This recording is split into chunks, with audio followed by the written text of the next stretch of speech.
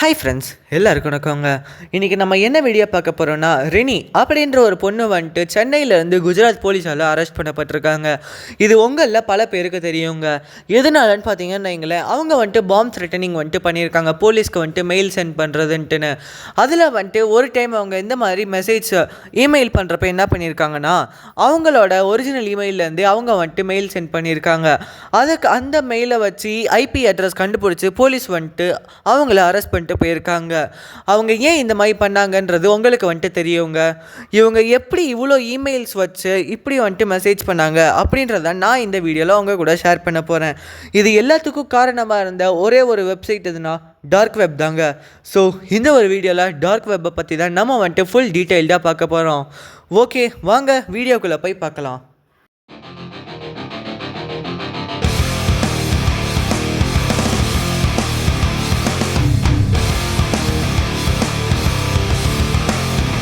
பலர் என்ன சொல்கிறாங்கன்னு பார்த்தீங்கன்னு வைங்களேன், இந்த டார்க் வெப் இருக்குல்ல, இதில் வந்துட்டு நம்ம நிறையா வெப்பன்ஸ் வாங்கலாம், நிறையா ப்ராடக்ட்ஸ் வாங்கலாம் அப்படின்றத சொல்கிறாங்க. இதெல்லாம் உண்மையா? எக்ஸாக்டாக டார்க் வெப்னா என்ன?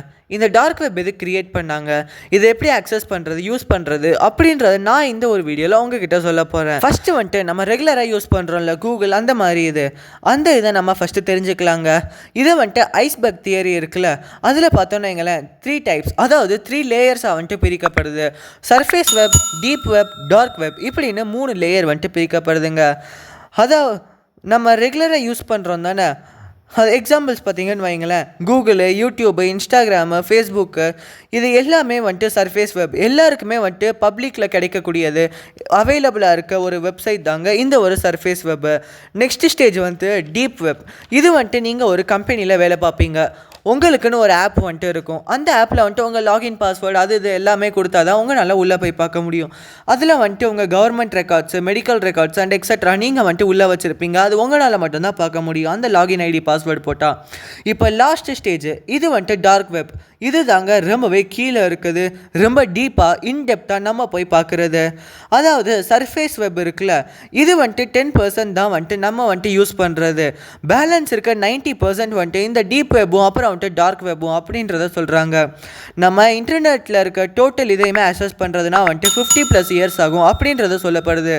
அதில் நிறையா இது வந்துட்டு பப்ளிக்கில் வந்துட்டு இல்லைங்க, ப்ரைவேட்டில் தாங்க இருக்குது. டார்க் வெப் ஏன் வந்துச்சு அப்படின்றதுக்கான ஒரு எக்ஸாம்பிள் சொல்லிட்டா, இப்போ வந்துட்டு நான் கூகுளில் போய் ஒரு ஷர்ட்டுக்காக சர்ச் பண்ணுறேங்க. அதோட ப்ரைஸ் வந்துட்டு நான் வந்துட்டு பார்க்குறேன். அப்படி பார்த்துட்டு நான் வெளியே வந்துட்டேன்னு வைங்களேன், ஆட்டோமேட்டிக்காக வந்துட்டு ஃப்ளிப்கார்ட்டு, அமேசானு, அது போக இன்ஸ்டா, ஃபேஸ்புக்கு இது எல்லாத்துல இருந்துமே எனக்கு வந்துட்டு நோட்டிஃபிகேஷன் ஆட்ஸ் வரும். அது மட்டும் இல்லாமல் வாட்ஸ்அப்புக்கு கூட எனக்கு வந்துட்டு நோட்டிஃபிகேஷன் வரும், இந்த ஒரு ஷர்ட்டுக்கு வந்துட்டு டிஸ்கவுண்ட் இருக்குது, இவ்வளோ ஆஃபர் வந்துட்டு உங்களுக்கு கிடைக்கும் அப்படின்றது வரும். அந்த மாதிரி இருக்கப்போ இது ஏன் வருதுன்னு பார்த்தீங்கன்னு வைங்களேன், நம்மளோட சர்ச் ஹிஸ்ட்ரி வந்துட்டு எல்லா பிளாட்ஃபார்முக்குமே வந்துட்டு நம்ம சர்ச் பண்ணுறது அப்படியே போயிடுவோங்க. அதனால தான் இந்த ஒரு ஆட்ஸ் வந்துட்டு நமக்கு வருது. இது நார்மல் பர்சன்ஸ்க்கு வந்துட்டு ஓகே, இங்கே ஆஃபர்ஸ் வருது, நம்ம வந்துட்டு ஹாப்பியாக இருக்கோம்.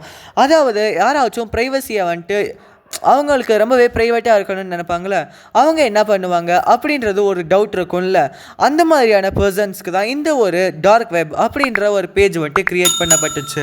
அவங்களோட ஹிஸ்ட்ரியை சேஃபாக வச்சுக்கிறதுக்கும் அவங்களோட அந்த டேட்டா இது எல்லாத்தையுமே சேஃபாக வச்சுக்கிறதுக்கும் தான் இந்த ஒரு டார்க் வெப்பு. நம்ம இன்னும் இன்டெப்த்தாக போய் பார்த்தோன்னு வைங்களேன், 1990 யூஎஸ் கவர்மெண்ட் இருக்காங்களே, அவங்க வந்துட்டு அவங்களோட கான்வர்சேஷனை வந்துட்டு ரொம்பவே ப்ரொடெக்டிவாக வச்சுக்கிறதுக்காக அவங்க யோசிச்சுக்கிட்டு இருந்தாங்க. அந்த டைம் வந்துட்டு யூஎஸ் நேவல் ரிசர்ச் லிபரட்டரி இருக்காங்களே, ரிசர்ச்சர்ஸ், அவங்களும் திங்க் பண்ணிகிட்டு இருக்காங்க. அப்போ தான் அவங்க வந்துட்டு ஆனியன் ரவுட்டிங் அப்படின்ற ஒரு திங்கை வந்துட்டு டிஸ்கவர் பண்ணுறாங்க. என்னடா இது ஆனியன் ரவுட்டிங் அப்படின்றத நீங்கள் கேட்கலாங்க. இது ரொம்பலாம் பெரிய ஒரு விஷயம் இல்லைங்க. நம்ம ஆனியன் இருக்குல்ல, அதை வந்துட்டு நம்ம பீல் பண்ண உள்ளே வந்துட்டு தோல் உறிஞ்சிக்கிட்டே வரும்ல, அப்படி வரப்போ லாஸ்ட்டில் பார்த்தா ஒன்றுமே இருக்காது. அதே மாதிரி தாங்க இந்த ஒரு ஆனியன் ரவுட்டிங். நீங்கள் எவ்வளோ தான் இந்த ஒரு டீப் வெப்பில் சர்ச் பண்ணி பார்த்தாலும், இது எங்கேருந்து வருது எல்லாம் பார்த்தாலுமே வந்துட்டு உங்களுக்கு அவ்வளோ ஈஸியாக வந்துட்டு உள்ளே என்ன இருக்குது அப்படின்றத கண்டுபிடிக்கவே முடியாது. இதுக்கு ஒரு எக்ஸாம்பிள் பார்த்தீங்கன்னு வைங்களேன், நான் இந்தியாவிலேருந்து கேனடாக்கு என்னோடய ஃப்ரெண்டுக்கு ஒரு மெசேஜ் அனுப்புகிறேங்க. அது வந்துட்டு ப்ரொடெக்டாக போகணும்.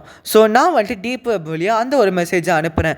அந்த மெசேஜ் வந்துட்டு டைரெக்டாக இந்தியாவிலேருந்து அப்படியே கேனடாவுக்கு வந்துட்டு போயிடாது. அது இங்கேருந்து இட்டாலி போகும், இட்டாலியிலேருந்து ஸ்பெயின் போகும், ஸ்பெயின்லேருந்து கொலம்பியா போய் அதுக்கப்புறம் கேனடா வந்துட்டு ரீச் ஆகுங்க. இந்த ஐபி அட்ரஸ் வந்துட்டு எந்த லொக்கேஷன் கட்டுன்னு பார்த்தீங்கன்னு வைங்களேன், கொலம்பியா லொக்கேஷன் தாங்க காட்டும். அங்கேருந்து அவங்க ரீட்ரேஸ் பண்ணி வந்துட்டு அவங்க பார்த்தா தான் என்னோட அந்த ஒரு ஒரிஜினல் லொக்கேஷன் இந்தியாவிலேருந்து வந்துச்சு அப்படின்றது தெரியப்படும். அது இல்லாமல் அவங்க ஃபஸ்ட்டே வந்துட்டு இட்டாலியிலேருந்தே சர்ச் பண்ணுறாங்கன்னு வைங்களேன், என்னோட ஐபி அட்ரஸை வந்துட்டு ட்ரேஸ் பண்ணுறாங்கன்னா அவங்களுக்கு ஃபஸ்ட்டே ஈஸியாக கிடச்சிரும். அதே இது அவங்க கொலம்பியாவிலேருந்து கனடா, கொலம்பியா அந்த மாதிரி ஸ்பெயின்லேருந்து சர்ச் பண்ணாங்கன்னா அவங்க என்னோட ஐபி அட்ரஸை கண்டுபிடிச்சி ட்ரேஸ் பண்ணி வர ரொம்பவே டைம் எடுக்குங்க.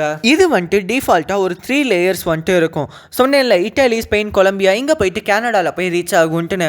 இது வந்துட்டு நீங்கள் எத்தனை லேயர் ஆனாலுமே வந்துட்டு நீங்கள் க்ரியேட் பண்ணிக்கலாம். அப்புறம் எந்தெந்த கண்ட்ரீஸை வந்துட்டு கிராஸ் பண்ணி போகணும், எந்தெந்த ஐபி அட்ரஸ் போயிட்டு போகணும் அப்படின்றதையுமே நீங்களே வந்துட்டு சேஞ்ச் பண்ணிக்கலாங்க. இந்த ஆனியன் ரவுட்டிங்கை பேஸ் பண்ணி தாங்க இந்த ஒரு டார்க் வெப் வந்துட்டு எல்லா ஒரு வெப்சைட்டையுமே வந்துட்டு ஹாஸ்ட் பண்ணுறாங்க. நம்ம வந்துட்டு இந்த வெப்சைட் இருக்குல்ல, அதை வந்துட்டு சர்ஃபேஸ் வெப் வழியாக வந்துட்டு நம்ம வந்துட்டு சர்ச் பண்ணி யூஸ் பண்ண முடியாது.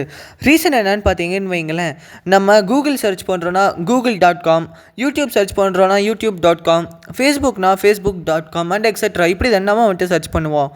இதுக்கு ஒரு டொமைன் நேம் என்னான்னு பார்த்தீங்கன்னு வைங்களேன், .comனு நம்ம வந்துட்டு சர்ச் பண்ணுவோம். ஆனால் நம்மளோட இந்த ஒரு டார்க் வெப் இருக்குல்ல, இது எல்லாத்துக்குமே டொமைன் நேம் என்னான்னு பார்த்தீங்கன்னு வைங்களேன், .onion அப்படின்னு தான் வரும். அப்புறம் வந்துட்டு இதுக்கு பிட்வீனில் வந்துட்டு 53 வேர்ட்ஸ் கேரக்டர்ஸ் உடைய ஒரு லிங்க் வந்துட்டு இருக்குங்க. அந்த லிங்க் வந்துட்டு எப்பயுமே சேமாக இருக்காது. அது ஒவ்வொரு டைம் ஒவ்வொரு மாதிரி லிங்க் வந்துட்டு சேஞ்ச் ஆகிக்கிட்டே இருக்குங்க. அந்த ஒரு லிங்க்கை நீங்கள் காப்பி பண்ணி கூகுள்லேயோ க்ரோம்லேயோ எதில் போட்டு பார்த்தாலுமே வந்துட்டு உங்களுக்கு வந்துட்டு நோ இன்டர்நெட் கனெக்ஷன் இல்லைனா வேறு ஏதாச்சும் ஒன்று தாங்க வரும். உங்களால் அந்த ஒரு லிங்க்கை கூட யூஸ் பண்ண முடியாது வேறு எங்கே போய் வெப்சைட்லேயுமே. இதுக்கு வந்துட்டு தார் அப்படின்ற ஒரு ஆப் வந்துட்டு இருக்குங்க, தார் ப்ரௌசர் அப்படின்றது. இது கூகுள் ப்ளே ஸ்டோர்லேயே கிடைக்குது, நீங்கள் வந்துட்டு டவுன்லோட் பண்ணிக்கலாம். அதாவது இந்த ஒரு ஆப் வந்துட்டு மில்லியன்ஸ் பில்லியன்ஸ் வந்துட்டு செலவாகும் அப்படின்றத நீங்கள் வந்துட்டு நினைக்கலாங்க. இந்த ஒரு ஆப் வந்துட்டு லீகலான ஆப்புன்னு தான் நான் வந்துட்டு நினைக்கிறேன். நீங்கள் வந்துட்டு இதை யூஸ் பண்ணுற விதத்தில் தாங்க எல்லாமே இருக்குது. நீங்கள் இந்த ஒரு ஆப்பை வந்துட்டு ப்ராப்பராக யூஸ் பண்ணிங்கன்னா உங்களுக்கு எந்த ஒரு பாதிப்புமே இருக்காது. நீங்கள் வந்துட்டு அதை ஒரு இல்லீகலாக இந்த மாதிரி நிறையா இமெயில்ஸ் அக்கௌண்ட் க்ரியேட் பண்ணி வேறு ஏதாச்சும் ஹேக் பண்ணி ஏதாச்சும் பண்ணிங்கன்னு வைங்களேன், அது உங்களுக்கு தாங்க ஆபத்தில் வந்துட்டு முடியும். நீங்கள் எதை பண்ணாலும் ப்ராப்பராக பண்ணுங்கள், களவும் கற்றுமர அப்படின்றத நம்மளோட பெரியவங்க சொல்லியிருக்காங்க. அதனால தான் இந்த ஒரு வீடியோவை நான் உங்கள் கூட ஷேர் பண்ணியிருக்கேன். இது பிடிச்சா எனக்கு ஒரு லைக்கை தட்டி விட்டு, இந்த ஒரு வீடியோவுக்கு லைக்கை தட்டி விட்டு என்னோட பிரித்திங் டாக்ஸ் யூடியூப் சேனலை மறக்காமல் சப்ஸ்கிரைப் பண்ணிடுங்க. அது மட்டும் இல்லாமல் உங்களோட ஃப்ரெண்ட்ஸுக்கு இந்த ஒரு வீடியோவை ஷேர் பண்ணுங்கள். அவங்களும் அவங்களோட நாலேஜை வந்துட்டு கெயின் பண்ணிக்கட்டும். தேங்க்யூ ஃபார் வாட்சிங் this video. Bye. I will meet you next video.